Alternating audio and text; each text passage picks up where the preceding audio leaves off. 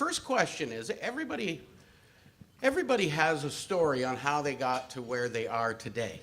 Whether you're in business, whether you're in political life, or wherever you happen to be in life. And I think what might be interesting for those of us in the room who maybe don't know you really, really well, would like to know your story on what brought you to the point you are today. Let's start with our regional chair, Karen Redman. Thanks, Greg. I thought you said you always were on the show to make Ian look good. Well, that's what everybody tells me. I would tell you that in a very large way, I think I've spent most of my life in public service on a trajectory for this role, because when I look back at the experiences that I've had, so many of them are relevant to being regional chair. I started out on the school board being a bit of an activist as a parent. We had 4 kids in the system. 2 of them were in French immersion. 1 of them was in special ed because he has learning disabilities. So I felt I could really speak to the whole sort of panorama of concerns that parents had. Then I went on to city and regional council, and it was very gratifying. And that's where I learned that locally you can take advantage of partnerships with the provincial and federal government, but you also can mitigate some of the unintended consequences, and you could take to those levels of government the priorities that matter to the people you represented. And then when I was trained as a Stephen minister, I'm a member of St. Andrew's Presbyterian Church, and that was really good training of learning how to be an empathetic listener. So for 5.5 years, I was chief government whip and then chief opposition whip. So not only was I able to listen to my colleagues and try to manage them within the Liberal caucus, but I also had the opportunity to work with all other House leadership teams, the NDP, the Bloc, and the Conservatives. And that's where I really learned that you can find common ground, you can be honest, you can take the unvarnished truth to power, whether it was the Prime Minister or the leader, and you also could accept the unvarnished truth, because none of us are perfect and we don't all have the best ideas, so you have to be open to other people's ideas. So all of that training, I would tell you, gave me a skill set and experience that I think is very relevant to this point in history and for this level of government. So I look forward to serving in this capacity with these fine people and the 4 township mayors who are in the audience and other colleagues. I think together we are very unique. The sum is almost not greater than the parts. In some ways, I think the parts are greater than the sum, but we work in unison. And one other little footnote I want to make to anybody here, especially the females that are juggling being moms, because we all know that we get sort of the bulk of the work and contributing to society. I was an at-home mom for about 5 years.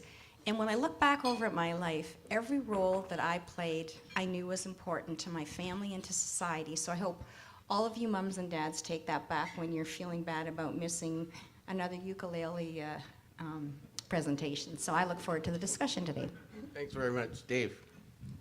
Well, I was born and raised in the farming community of Delhi, Ontario, so working 7 days a week on a farm was sort of what made me well suited to the role of public service, because essentially it's 7 days a week. I spend most of my time with Barry, it seems. So I came here to go to school, to study math at the University of Waterloo, and essentially never left. I met Janj, who born and raised here, Grand River Collegiate grad, and she was also UW Math grad, and we've formed our life here. This is the right kind of city, right kind of community for me, for us, and raised our family here, and worked at BlackBerry for many years. But it was through that where Renata Rosiniak's here, chair of the Chamber of Commerce. She was part of the team that we had that grew a global corporate social responsibility team. So that meant community relations and philanthropy, which was Renata's responsibility, an environmental team, a government relations team, a university relations team, and you put all that together, and that's really very descriptive of what the mayor's role is. So when time came in 2014 to put name forward, so on January 23rd, 2014, there. 14? Yeah, it must have been 2014. Did that, and I've never regretted. Well, I shouldn't say never regretted a day in my life. It's probably a day I do regret. But just loving every minute of it, whether it's doing openings or strategic plannings or Walking with Tracy, delivering Christmas cards upcoming this week or next week that we're going to do in the Uptown. Just lots of great things like that going on, and just proud to serve the people of Waterloo and the region of Waterloo. Interesting. And Barry, you know, I've known you for a long, long time, back when you were a city councilor in Kitchener. And I think everybody in the room will probably say there were lots of thoughts going through our mind that someday Barry Vrbanovic would be mayor of Kitchener. I don't know about that, but Well, I didn't say they wanted you mayor of Kitchener. I said they probably thought you were going to. There you go. Well, what's Barry's story? well, certainly for those of you who don't know, I was actually born overseas. I was born in what is now Croatia, was Yugoslavia back then, and my parents emigrated here when I was 2.5. Did a short stint in Winterpeg in '69, ended up in Hamilton for a few years, and have been in Kitchener since 1977. I would say, you know, much like Karen, if I go back and look at my life, much of it had a public service focus to it, going back to, in fact, grade school, when I helped, in fact, when we took on the school board on an issue when they were going to get rid of scholastic book services, tab books, you know, that you order when you're a kid, and they were going to get rid of it, and we fought, and with the help of parents, were able to get that restored. And that's sort of when it started. Ended up getting involved in student government in high school at St. Jerome's, and then in student government at Wilfrid Laurier University. And after that, ended up at the City of Kitchener in full-time employment. Through my university years, I was in the clerk's department in the mayor's office during the summers, and part-time during the year. Helped install the first PCs in the clerk's department back in the summer of '87.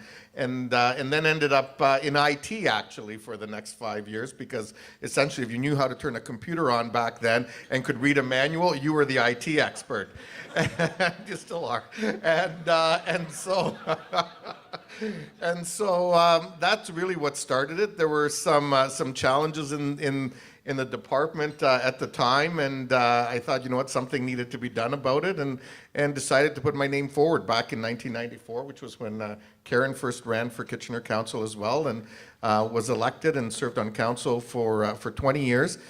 Became mayor in 2014 after our longest serving mayor, Carl Zare, retired after 17 years as mayor. But I think two other points that are probably worth mentioning, that my interest in local government in particular really grew out of all of that experience over the years. And so I've taken it and applied it both nationally and internationally.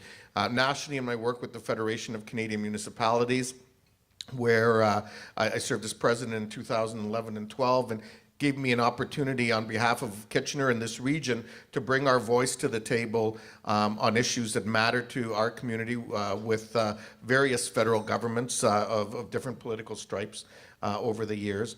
And I'm also now on the presidency of United Cities and Local Governments, which is the global organization of local governments that deals with national or global issues, rather, ranging from the Paris Climate Change Accord to effective development cooperation to the Sustainable Development Goals, and have an opportunity to bring our voice to a table that includes other mayors from cities like Guangzhou, China, Paris, Strasbourg, Barcelona, Quito, Ecuador, and others. So it's a real unique opportunity for our region to be able to have a voice in some of those issues as they play out.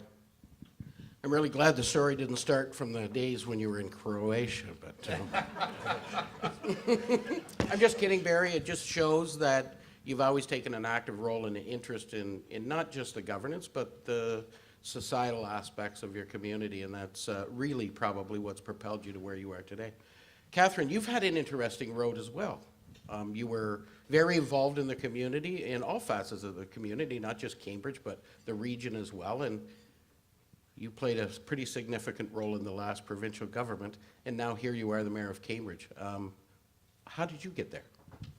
Thank you very much. I would have to say that this was not my lifetime goal. And if 25 years ago you told me, Greg, that I would be here in this seat, I would have told you that you were nuts. But I started out my career as a nurse, and that's where I learned the power of advocacy and advocating for those that couldn't. I did the first 10 years of my career. Now, doesn't 10 years sound like a long time? But that was way back when. And I spent the first 10 years of my career at Sick Kids. And that's where I learned how to talk for children and babies that weren't born speaking English and didn't know their body parts to say what hurt. So that intuition, that style of advocacy that I've developed over my career really started there, because you had to be that voice for young ones. I've been a continuous nurse since then until 2014 in the community. I was also a critical care nurse when I was out here. So I spent 13 years in emergency in the intensive care unit at the Cambridge Hospital. And concurrently, I became a care coordinator for then the CCAC, now the LIN. And that helped me to develop a hugely important view of our healthcare system, from home care to community care to hospital care. And it has stood me in good stead, because as I have been involved in the community and indeed in my former role, healthcare is really the lens that I see it through.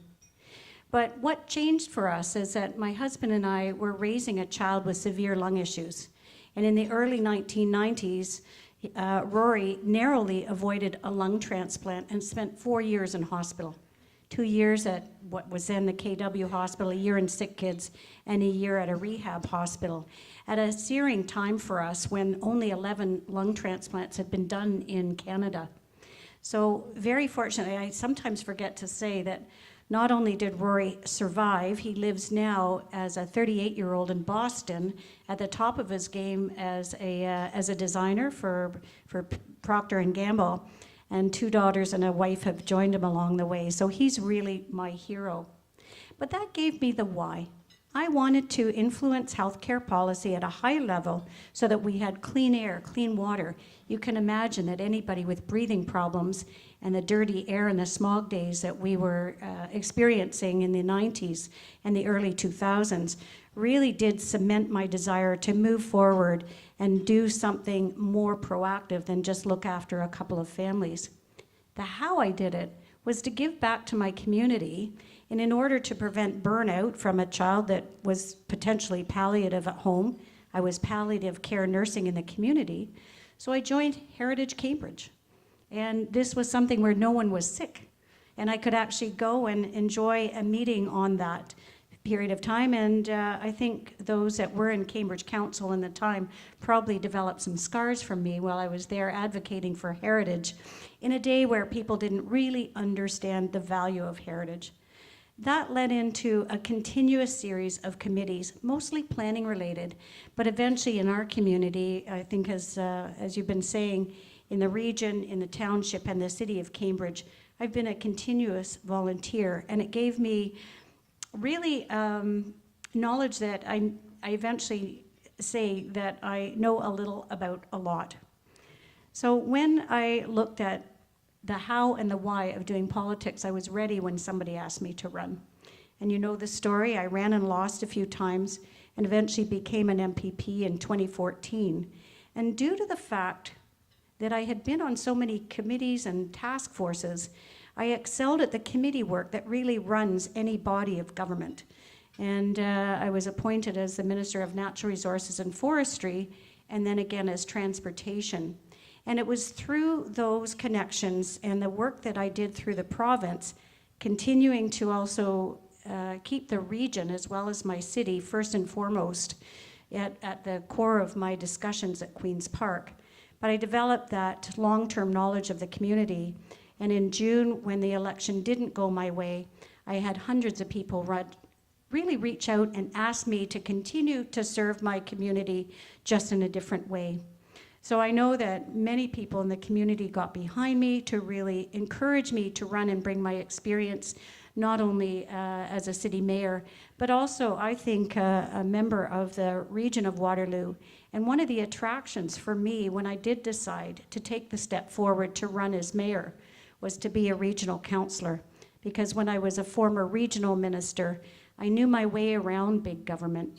And I knew the value of having somebody at the table with their elbows out. And somebody once called me a velvet bulldozer.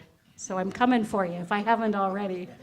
And that has really helped to cement my desire to move forward. So I'm delighted to join this crew. I think that this region is just an awesome place to be and an incredible community in order to continue to work forward to ensure that we continue to be what I like to say the economic engine or the breadbasket of Ontario and therefore Canada. Thank you. Ground zero, that's for sure. Thank you very much. And I think, you know, you're in a room full of folks who have business interest and economic interest in the region. We know clearly that our economy is robust, diverse, and really has a life that we have not seen yet, but we all know there's a greater life for it. So I'd like to start talking about some issues that are probably mostly important to this crowd. But I think as well, knowing all of you as I do, they're important to you as well. So we'll start with Regional Chair Karen Redman. And certainly if you all feel free, if you want to chime in as well as we go through these questions. But Karen, what are your economic priorities for the next 4 years? I'm going to ask everybody just to cast their mind back, if they can, to election night and the fact that Cambridge delayed the polls coming in for an hour, and 24 hours later we heard from the townships. And people have said to me, that must have been really hair-raising for you. And to be quite honest, we had really good scrutineers in Kitchener and Waterloo, so I knew that success was within our grasp. But what's really important to me was to have support across the region, from all 4 townships and from the city of Cambridge. And that did come to fruition, and I think that's absolutely essential because we are a regional government and all parts of the region are really important. Overall, we are one of the engines that drives not only the economy of Ontario, but also of the country. And what we have to face is that our goal for the region is to create a community of choice, a community where people can live and work anywhere in the world, but they're going to choose to live in Waterloo region. And in order to do that, we have to have businesses who can invest anywhere in the world also choose to invest here and to attract talent.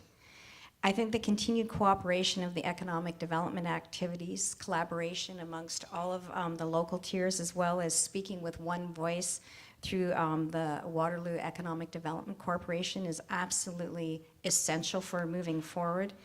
And investment in regional infrastructure, and we just had budget day yesterday, and talking about investing in infrastructure isn't particularly exciting or sexy, but the reality is we all have to have it, and when we fall behind, it hobbles our future growth. So we need to support that growth. We need improved transportation between Waterloo region and the GTA, especially two-way all-day go service. It's essential to bring talent in and allow people from Waterloo region. Oh, there you go. Woohoo! So we need more frequent and faster train service. So it's one of the core issues, and continued investment in supports for arts and culture. And I can't stress this enough. I actually have a neighbor that often does tours for doctors coming in or high-tech people. And after they look at where they might work and they look at neighborhoods and schools, they say, and how is your arts and culture community? So it's essential, not just for high-tech, but for us as we move forward into the next century and continue to be on the cutting edge, that we have to invest in sustainable arts and culture and organizations that support them. Kathryn, you wanted to make a comment on? Go ahead. I did. I think one of the strengths, and all of you know the strength of Waterloo region, is the diversity of our economy. If you look at some of our large sectors, and many of the sectors I used to speak about at the Ontario Legislature and throughout, but we have a center of excellence in the nuclear sector here that many people haven't recognized, and it's a huge driving force. And we have a made in Ontario solution to clean, sustainable power.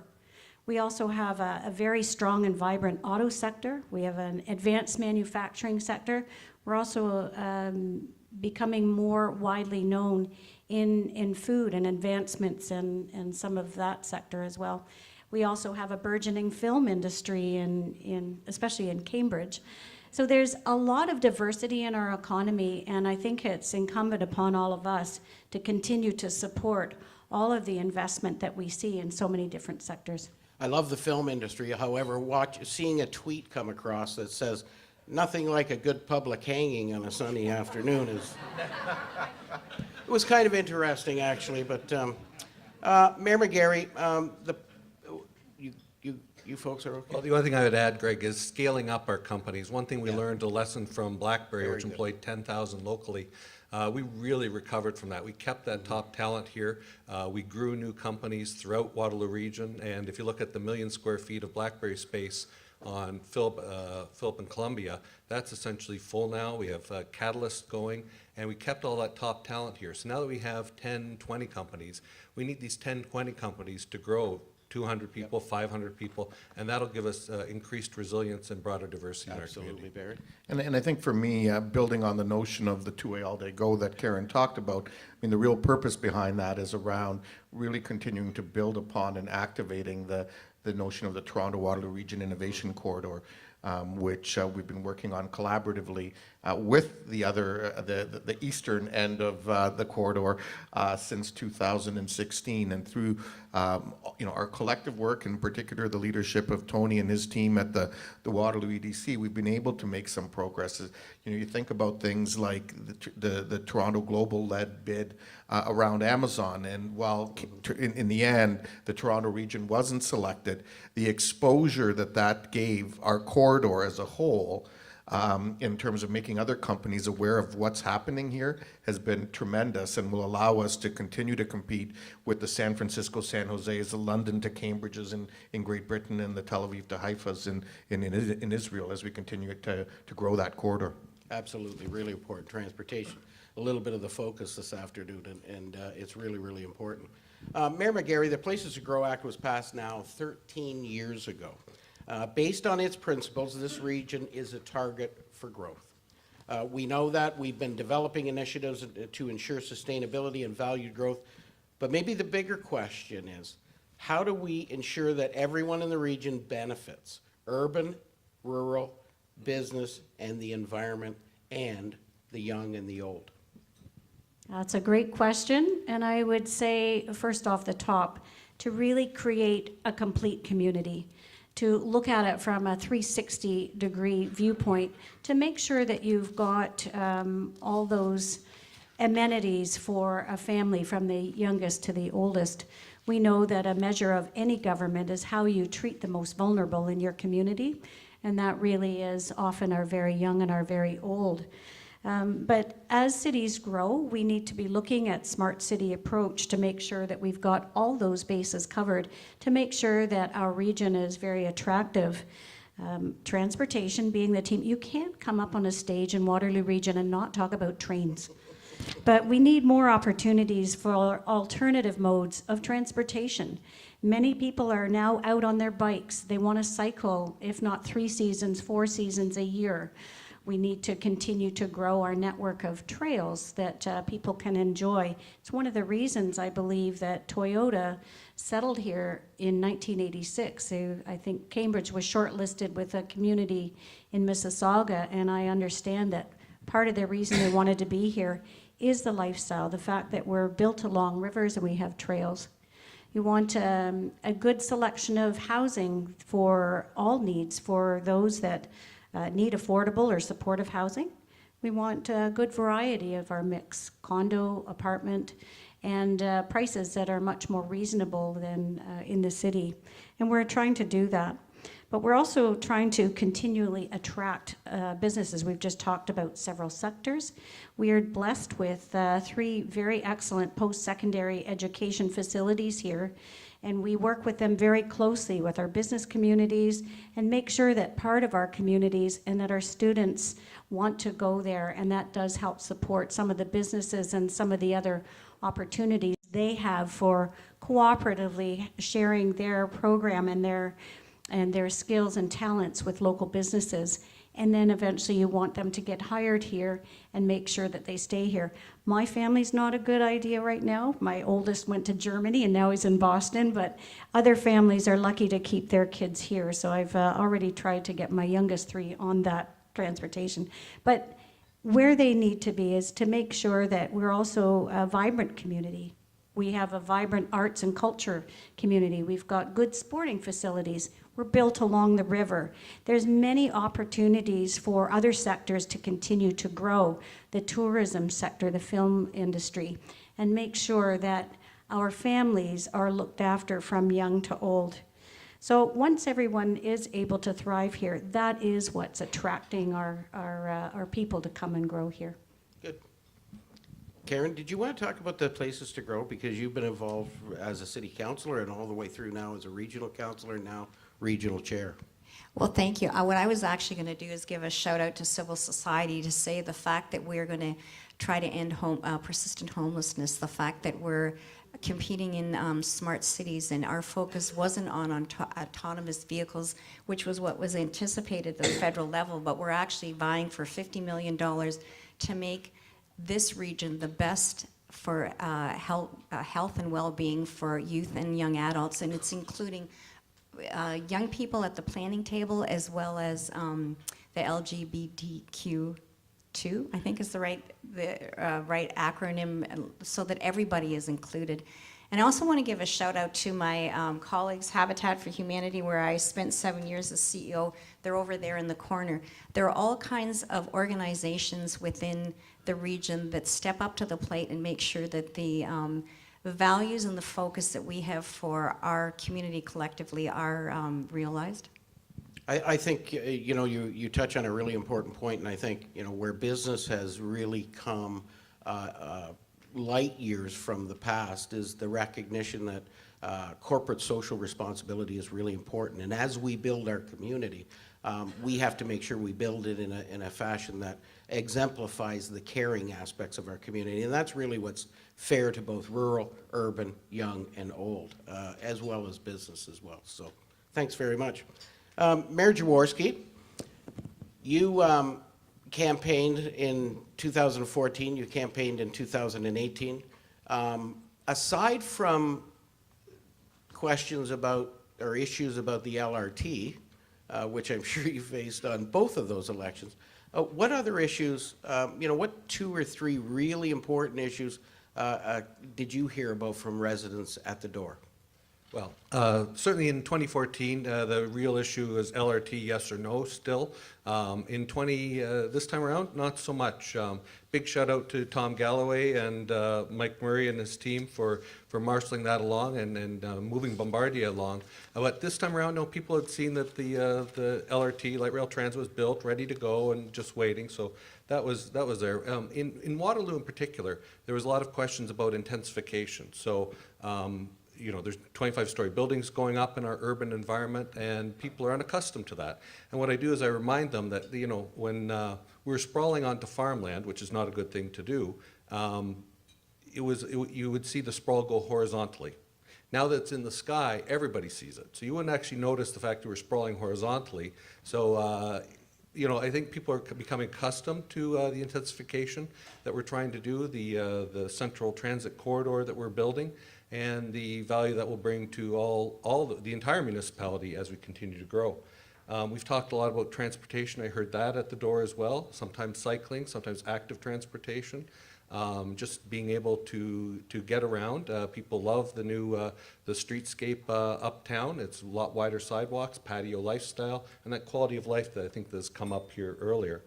Affordability, but affordability across the entire housing continuum, from homelessness, supportive housing, affordable housing, buying your first home, and then finally selling your last home and moving into an apartment that isn't a luxury apartment. A lot of the stuff that's going up today is all luxury, and some people just want modest apartment buildings. So there's more modest apartments, and that's something that we have to look at all together as a community to say how are we going to address the housing continuum. And then finally, information. Getting information is a two-way street, but I find so many people, there's so many options of getting information nowadays, whether it be traditional media, social media, that often people aren't looking for it, and they're surprised when something is happening, but they were never receptive to information in the first place. So that's a challenge I think that faces us, of coming up with new ways to engage people, and just collectively we've launched, have we launched that, the Engage The new Engage tool? Okay, we've launched a new Engage tool that will, a better way of consultation. We started that 4 years ago. We've collectively worked together on that, and it's engagewr.ca or .com, I don't know. Yes, yeah. So anyway, so that's a new way of engaging people. So those are primarily the things that I heard at the door. Is that the trick to governing? Is making sure your communication tools are in place, that you're reaching as many people as you possibly can and engaging the conversation? Do you think that's going to make it easier to govern or more difficult to govern? Well, I think it's engaging people at the start is the part where you really want to get the information. When people hear that we've already been working on something and they hear about it when we're like 99% done, okay, that's not good. They really want to be involved at the start, at the very beginning. So I think it's incumbent upon us to try and find new ways to bring it to their attention. I think that's what municipal councils and all councils struggle with. You know, there's 12 people in the audience that hear the debate and what's going on, and then, 3 months later, when the media finally get around to printing the results of the discussion, now nobody's happy with it, and they haven't been engaged. So, that's the real, I think, trick and key to good governing. Yeah, Kathryn, you had a comment? I did, and it was really along that theme. And I would say that I was elected on a strong mandate of collaboration and a style of leadership that really deals with the public from the ground up.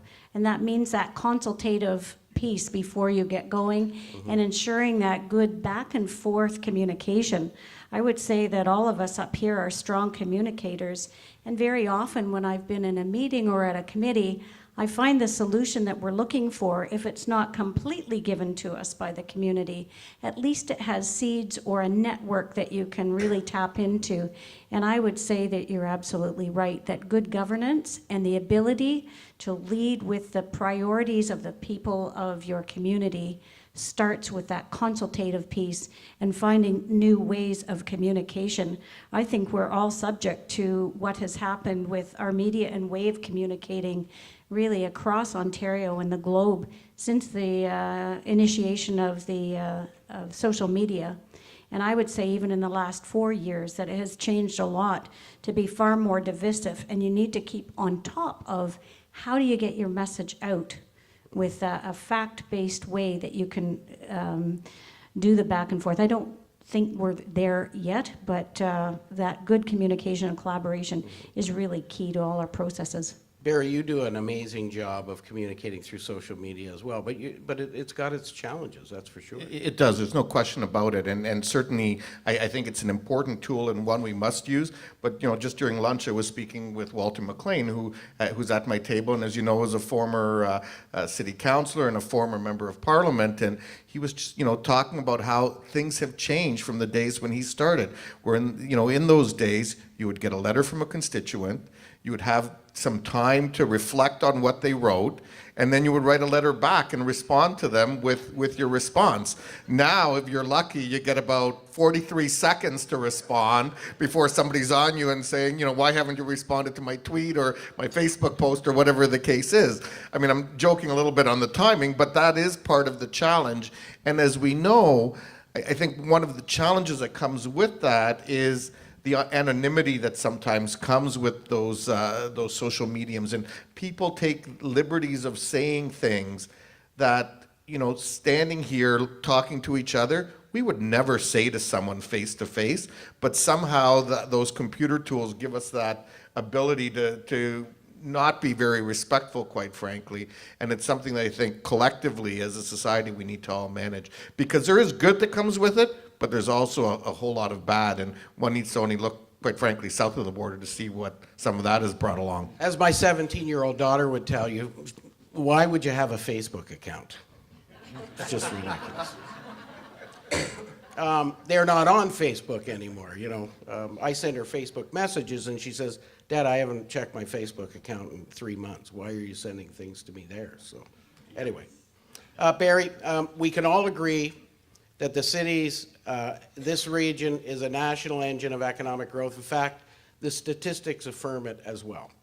The Innovation Corridor has been, has the potential to be North America's most important economic region. Today, it is ranked 3rd in North America. So reaching the milestone of number 1 is just simply not pie in the sky. We know every provincial and federal politician for years has spoken about the importance of our area, and there has been investment for sure. But now it's even more vital than ever before. Transportation infrastructure investment is absolutely critical. How do we strengthen the relationship between ourselves and the other levels of government to reflect the importance of our economy to the entire country? What needs to happen provincially or nationally that would give them the ability to support our needs and in turn provide wealth and opportunity to the rest of Canada? Well, thanks for the question, Greg. And I think, the reality is every provincial and territorial government across this country, and certainly our federal government, are all looking for ways to grow their revenue streams and to deal with the budget challenges that they have. And so they have various tools available to them. They can increase taxes as one tool. They can cut budgets, and nobody necessarily likes doing that because it often comes with pain. Or, quite frankly, they look at ways of growing the economy. And quite frankly, regions like ours really help grow the economy and generate new revenue streams, which allow the provincial and federal government to achieve a number of their objectives. So I think, it doesn't matter which party's in power at either of those orders of government. What's key for us is to figure out what are the particular things that are going to resonate with that government that's in power, whether it's at Queen's Park or in Ottawa, and make sure that our asks of them are reflective of that and speak to the priorities that they have identified and that resonate with them. I think the way to do that is to continue doing what we are very good at doing in this region, and that's this notion of barn raising and working collaboratively together. Going at it as local governments on our own isn't the answer. Going at it as local government together with the private sector, together with academia, together with civil society, together with the not-for-profit sector, which is the whole way we've built this local economy over several decades, and particularly over the last 10, 20 years, I think is what's necessary. I think being more deliberate in our efforts around advocacy is key. During this last term of council, for the first time, we collaboratively, as a region, the region and the 7 local governments, did a Waterloo Region Day in Ottawa and did a Waterloo Region Day in Toronto, and that allowed us to build our story and our case with cabinet ministers and other decision makers, and we're going to be looking at doing that again in the spring of this year. I think one of the things that we sometimes undersell ourselves on is the uniqueness of this region, because the kinds of things that we do here actually give you a model that's replicable across the country, because you've got communities of 20,000, 40,000, 130,000, 240,000, and 600,000 if you look at it from a regional perspective. So outside of the big players like Toronto, Montreal, and Vancouver, you've pretty much covered a model that almost fits with every size community across this country. And there's literally, several thousand communities across the country. So if we can develop the things that we do here in that context, it gives, quite frankly, the other orders of government even more reason to invest in us. And that's one of the points that we're making. And, Karen raised the Smart City initiative, our application that got us shortlisted. We're looking at the things that make us unique. And one of the things that surprised the federal government, quite frankly, when it came to shortlisting us, was that it wasn't about AI, for example, that we were going after, that we were actually looking at people and children and youth in particular as the focus of our application. And that's a big part of what got us shortlisted. And hopefully, I'm saying with my fingers crossed, will make us the winners next April when they announce it. Barry, is there any provincial or federal legislation that stands in our way that if you had a magic wand you could change, that you would?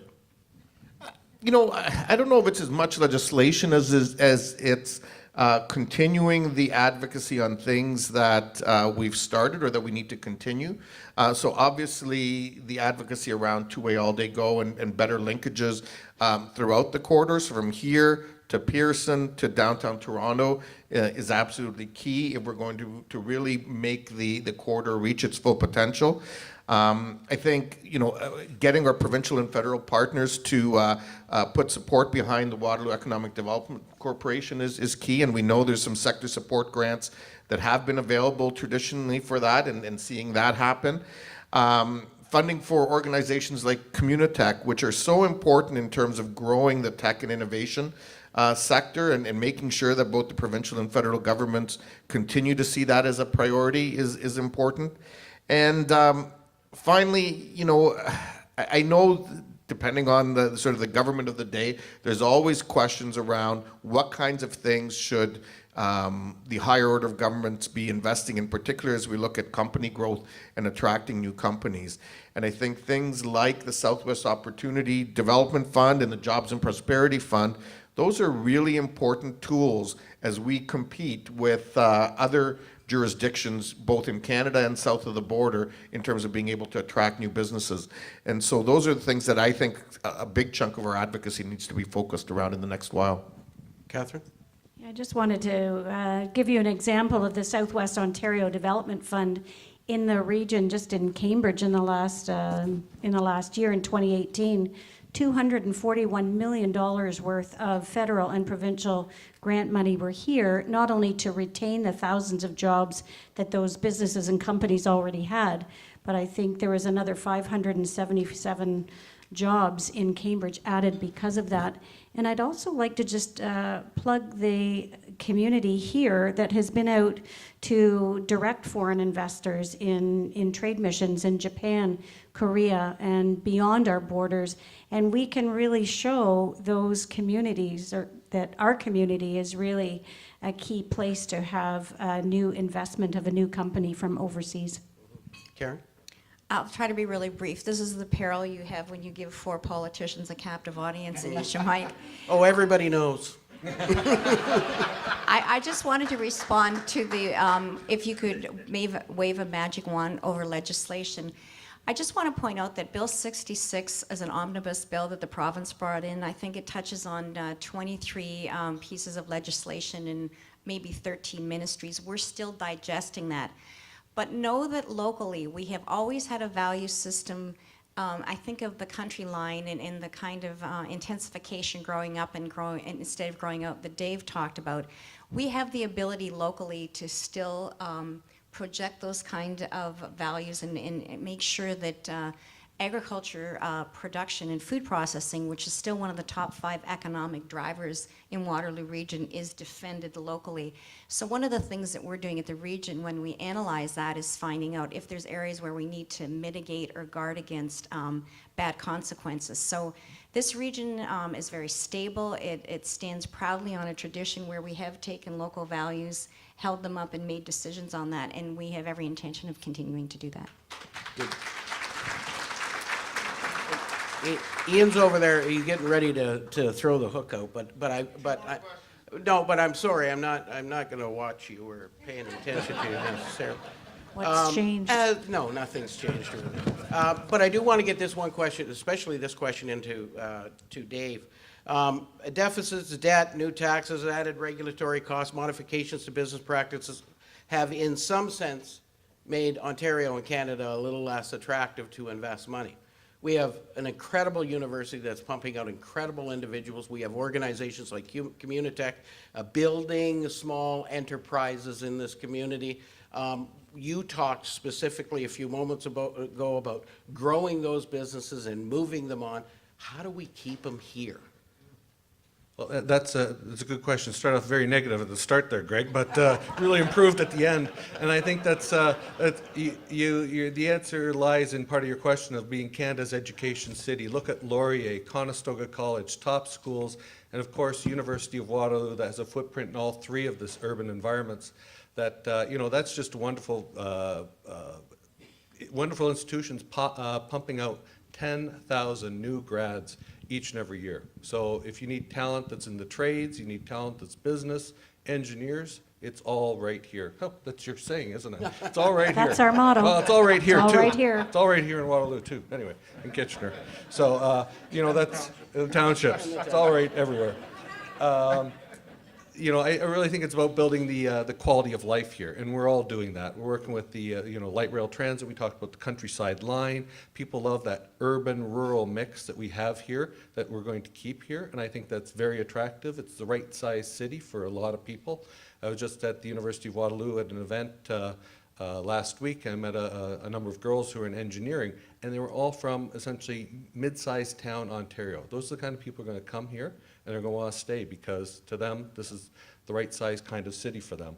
And I think it's key, the investments that we make as a municipality in Communitech and the data hub uptown, Chamber of Commerce physician recruitment to make sure that everybody has a doctor when they do move here, the Accelerator Center, the new Evolve Green Initiative, creating new green tech.